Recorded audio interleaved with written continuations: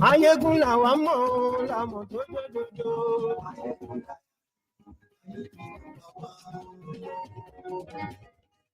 Hello there. Làmọ̀ tó dòdòdò.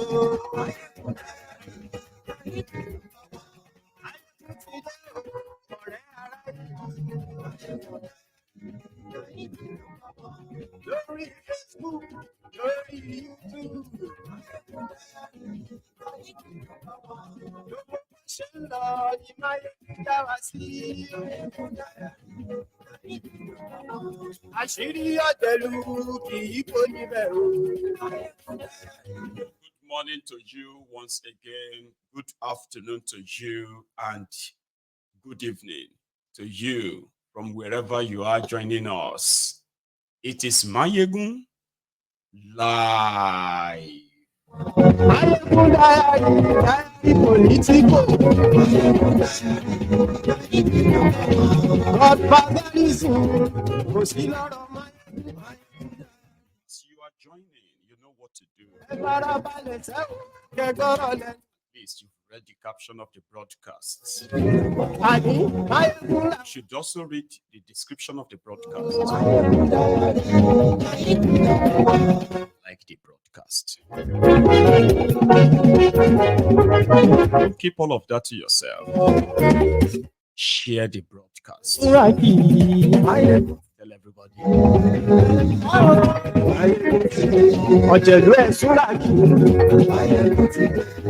Àní ẹ̀ Súràkì. Lórí Facebook. You can always come back to watch though, right? Lórí YouTube. We are going to start from Kenya tonight. Ọba bá gbé wúrẹ́. You may be asking yourself, what are they protesting for again? Ijó ìgbádìyẹ. I thought the president has withdrawn the controversial finance bill.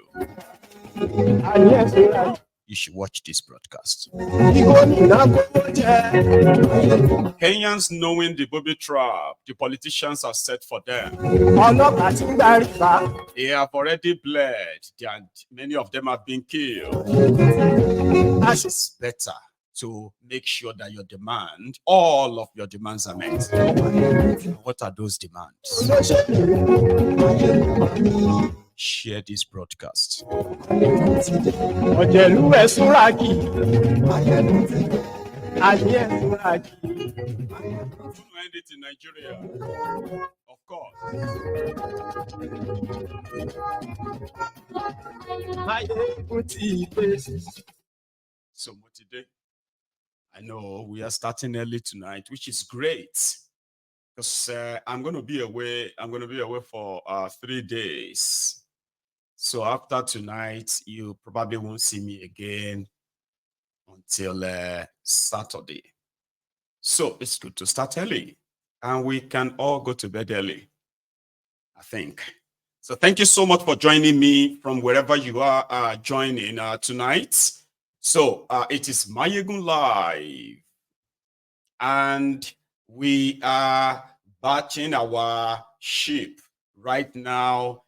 Oh, sorry, we are docking our ship rather now in Kenya to give an update on what seems to be an endless crisis leading to political crisis and all of that. So people who are from outside Kenya, you might be wondering, why are they still protesting? You know, the president has offered this. You've seen it on the media. You've seen, his proposals, wherever it is. And you are wondering, why are they still? Okay.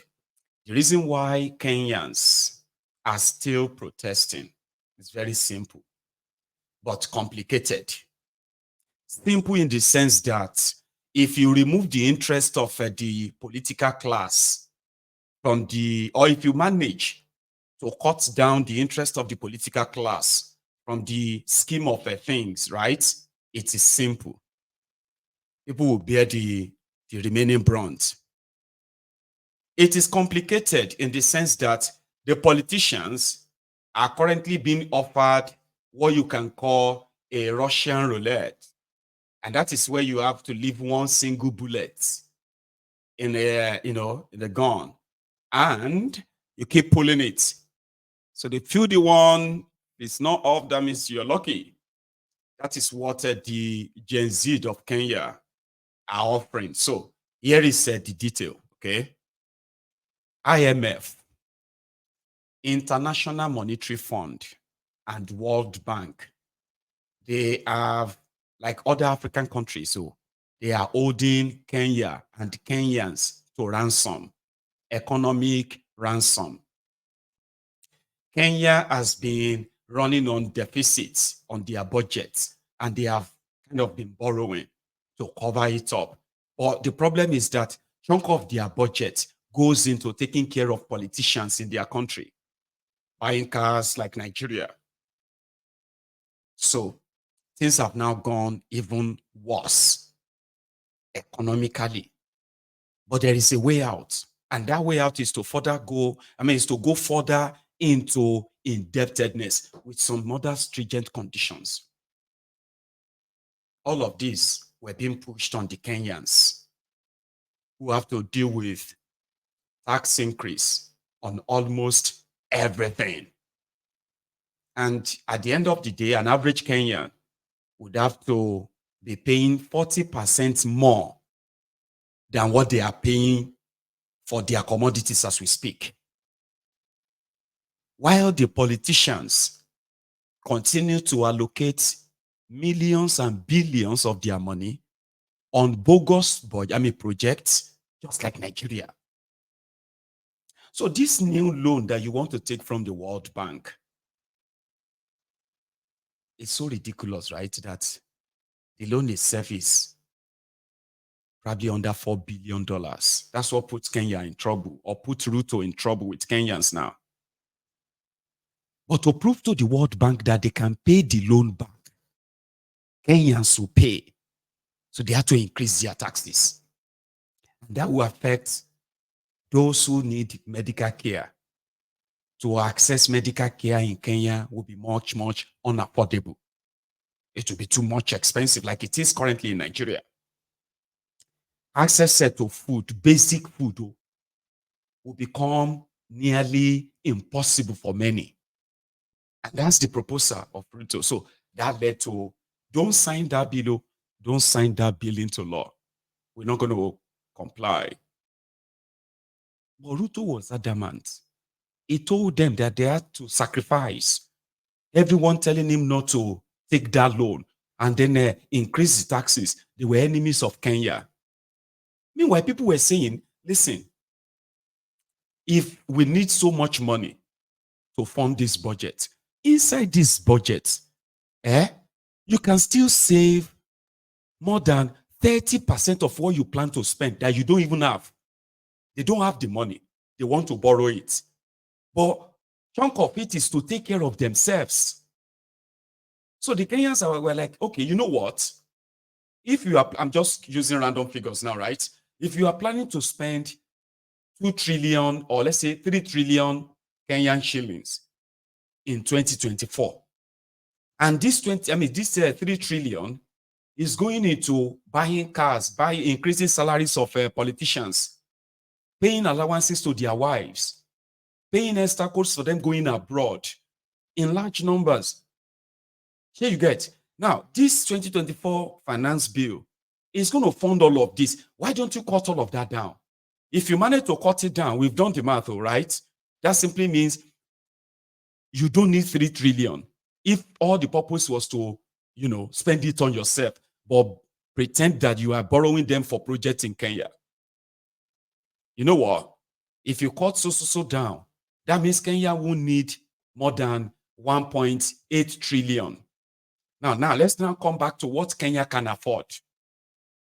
So if Kenya can raise 1 trillion and they need to borrow 800, if Kenya can raise 1.5 trillion, but they plan to go and borrow 1.5 trillion. Now that they have cut it down to 1.8 trillion, that simply means even if they have to borrow 300 billion, that will reduce. And if Kenyans have to sacrifice, you politicians are also sacrificing too. Chunk of what you are going to steal have been cut off, so we don't need to borrow that. Now, if we have to borrow now we know what you want to borrow for, right? Then we can say, go on and borrow the money, and we will bear the brunt. These were the offers they gave to Ruto. But they kept pushing the narrative that this idea was going to wreck Kenya. If Kenya don't go and borrow this money, Kenya will not be able to finance, Kenya government will not be able to run. People, nothing will really work in the country. They were gaslighting their citizens, including the lawmakers that went on to vote yes. They were threatening those who said no. Among the lawmakers, no, don't do this. They were threatening them that if you vote no, when we get this money, you are not going to get any share, including your constituency. Let's see how you are going to win election. They were threatening themselves. Open and no hiding anything. No. The whole country was now like, near explosion. So the Gen Z who have analyzed the old danger, the risk, their future, those who are going to stop going to school because they won't be able to afford sending their children to school. Their parents won't be able to. So majority of them, who knows what this is going to mean to them? Some of them bury tribalism, bury religious division, bury ethnicity, bury political differences. Majority of them who are now out there in Kenya today, they were those who were also propagating this guy to become their president based on what he told them. Then he made a 360-degree U-turn. Sorry, 180-degree U-turn. Boom. And he wanted them to. Now, he's now calling them anarchists. He's calling them this. So in order to dissuade them, he called on this military and the police. And those ones didn't give full kind of what he wanted. So there was no full compliance. So he went on for the secret police. Those ones they normally recruit like that to spy on you and other stuff just for the presidency. They hired the thugs, agberos, to pretend that they were protesters, to start looting shops so that will be enough for the military to say, you are looting shops. That's not protest anymore. That's not peaceful anymore. So the president of the country was setting his own people up because he wanted to force the IMF stuff on them. So last week, Tuesday, was day one. They invaded the parliament. They attempted to take over the government house where Ruto and his guys have been hiding, right? But they were rebuffed. That of the parliament couldn't, that one succeeded. They couldn't stop them. So that then sort of gave Ruto an impetus to feel like, you know what? Even if we disagree, now that you have caused disruption, 2.4 billion shillings losses in looting and destruction, I, as the commander-in-chief, I have to act. You are blowing hot and cold at the same time. You will pretend that, okay, you know what? For the sake of Kenya, what do you propose? It is the same proposal. If the Kenyans are going to suffer because of this economic hardship, right? The politicians shouldn't be saying, flashing money, buying cars, latest cars, 2024 models, SUV, buying themselves private jets. Lawmakers in Kenya, like they were living all this, like, Versace, Gucci, live on social media. They were flaunting wealth. Blessing Nigerian politicians still gets a little bit of a control, even though not that much. In Kenya, politicians will come to the church with bag of money, stolen money. People knows. They will praise God for him. It was so brazen that identity politics in Kenya protected these politicians this long because everyone wanted to protect their own. Yeah, we know everybody is bad, so we cannot sacrifice our own. Our own is bad too, but we like our own bad. Yeah, like Nigeria, they love their own criminal politicians differently too. Like Nigeria, there are God-fearing criminal politicians in Kenya too. in Islam, in Christianity, in other things they believe there, right? In boboing the people. You have them in Kenya too. And there are those that will defend their own Christian brothers because the construction or the building of their church, project was financed by this politician, this MP, even though their basic amenities are completely missing in most of these suburbs. They were flaunting wealth, protected. But Kenyans were like, they couldn't do anything. The older ones were so divided. Like I said, identity politics. They were suffering, but they just kept it to themselves. I played this video earlier today. I'm going to start with that. This is the leader of the League of Muslims in Kenya. And he says some beautiful truth here. We're going to start from that. We have lost very important people in this process. We have lost our boys and girls. We have got so many who have been injured. First of all, we condole all those relatives of the ones who have died, and we pray for those who are still in the hospitals for a quick recovery.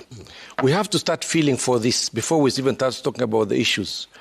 The problem is we always address the issues and we leave the sufferings of Kenyans. There are Kenyans who are suffering, who have lost their loved ones. We should address that. As far as the clergy is concerned, they have a role. Will they deliver on the role?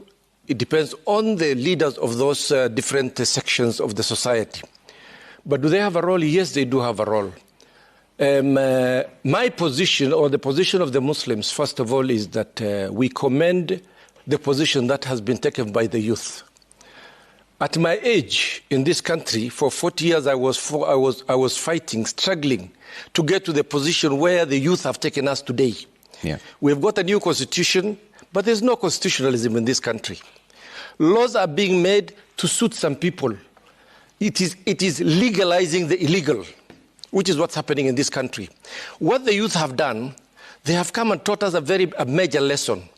First of all, the youth have gone beyond the barriers of tribal relationship. Yeah. They have gone beyond the regional representation. They have gone beyond ethnic and religious divide. That teaches the people of Kenya a lesson. It is something that we should immediately pick it up. That when we sit like this, we don't see ourselves, people come from different religions, right. but we see ourselves as Kenyans. Mm-hmm. We don't see ourselves from different tribes, we see ourselves as Kenyans. It's something that we have been taught today by our children. And our children need to be recognized for that. That's right. Secondly, Yeah. the subjects, the way that the youth are handling now, it is what we would have wanted to be handled. We didn't know how. We didn't have the means. Because we became selfish, we became individualistic, we became tribal. Their unity and unity of purpose coupled with peaceful demonstration, Yeah. has taught this country a major thing, that nobody is above the population of this country. That goes for the presidency, that goes for the CSs, that goes for the MPs, that goes for the governors, and that goes for MCS. For the first time, there is recognition that there is people that actually the leadership have to account for. Okay. We did not get that for 60 years. That was brought by our boys and girls. We should appreciate that greatly. Okay. I think it's a major achievement in this country. Yeah. We, as clergy, have to support the youth to bring about these changes. We have lost. You get that? Now, that is a demand that is the chairman of the League of Muslims. He is like the Sultan of Sokoto to Muslims in Nigeria. We've seen the head of the Catholic. We've seen the head of the, what's the other one again? Right? We've seen the head of the other bigger churches who have allowed the younger ones to actually express themselves on this matter in their churches. They've mobilized members of their churches to say, listen, the moment your economic existence is threatened, even the church will be threatened. So yeah, we support you. They were there mobilizing, they were there raising funds, they were also there physically on the streets themselves to give moral support to these youngsters. Ruto is blowing cold and blowing out at the same time. People are still being kidnapped. Those kidnapped that they called arrested, they are still being held. their court, the Supreme Court in Kenya, right, gave the order that all those held or kidnapped must be released by Ruto. He has been releasing some more. As they were releasing some, they were kidnapping others. So now these youngsters believe that what they are up against, if they don't nip it in the bud right now, they will end up like their parents. It is now or never. So if Ruto is going to be so strong-headed, they do not want him anymore. And at this point, right, the whole country united to say no. Well, like Nigeria, there are some elements in the police, in the military, in the secret police and others, right, who are willing and ready to deploy some unorthodox means of trying to break the protest, break the supposed revolution, because that's what they call it right now in Kenya. The parents have seen, like some parents in Nigeria now, there are so many of these elderly people who are always present on this platform, this Mayegun's Diary Political, from Nigeria, all over the world. And you know why they are always here? It is because they agree that something like this should have been done a long time ago, when majority of them at the time still had something called patriotism in them, loyal to the land and loyal to the people. To some extent, then they missed their way. They became selfish. They became greedy. And then they became tribal. And they became more and more and deeper religiously divisive.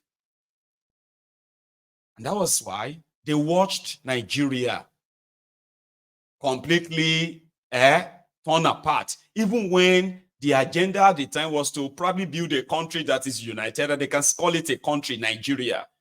But in the process, they grew apart.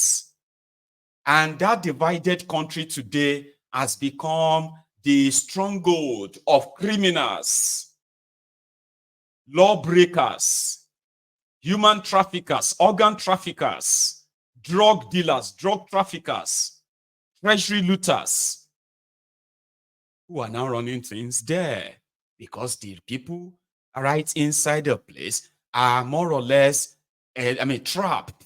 It is a contraption.